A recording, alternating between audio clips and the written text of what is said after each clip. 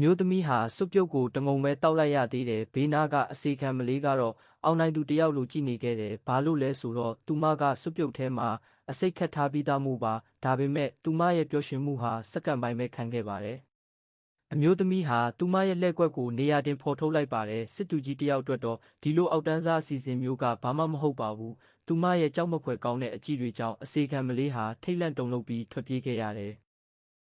ဒါပေမဲ့သူမအဝေးကြီးမပြေးနိုင်ခင်မှာပဲအမျိုးသမီးရဲ့ဝိညာဉ်လံကသူမရဲ့လက်ပင်ကိုထောက်ထားပြီးသားဖြစ်နေပါပြီသူမကိုဒူးထောက်ခိုင်းပြီးအတနာခံခိုင်းလိုက်တယ်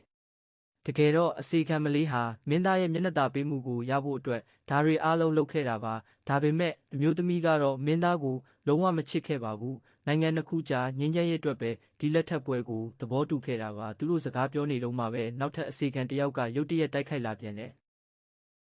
အမျိုးသမီးကပထမတစ်ချက်ကိုခုခံနိုင်ခဲ့ပေမဲ့အစိတ်တွေကသူမရဲ့စိတ်ကိုဝေဝါးလာစေခဲ့တယ်။နောက်ထပ်အစိတ်အတစ်ချောင်းကသူမရဲ့လက်ကိုထိုးဖောက်သွားတဲ့အခါသူမဟာရိုင်းနေသွားပြီးခုခံနိုင်စွမ်းတွေကင်းမဲ့သွားခဲ့ပါတယ်။အစီခံမတွေဟာကိုယုံကြည်မှုတွေလွန်ကဲသွားပြီးသူမကိုအားရပါးရလောင်ပြောင်ဖို့ရှေ့ကိုတိုးလာကြတယ်။ဒါပေမဲ့နောက်တစ်စက္ကန့်မှာပဲအမျိုးသမီးဟာဘာတန်ရာမှမရှိပဲပြတ်မတ်တရက်လာခဲ့တယ်။အဲ့ဒီတော့မှသူတို့အမှန်တရားကိုသိလိုက်ရပါတယ်။သူမဟာတစ်ချိန်လုံးဟန်ဆောင်နေခဲ့တာပါ။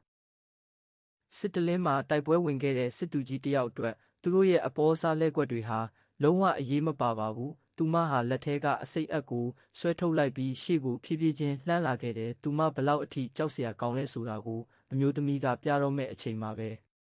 မင်းသားဟာအသေးအတန်ပြေးလွှားပြန်ရောက်လာခဲ့တဲ့အစီကံမတွေကိုတော့ဘယ်မှရှာမတွေ့တော့ပါဘူးတခုခုကိုအေးအေးဆေးဆေးกินနေတဲ့သူမကိုပဲသူတွေ့လိုက်ရတဲ့မင်းသားဟာအသေးငယ်မတက်ကြောက်လန့်သွားခဲ့ပါတယ်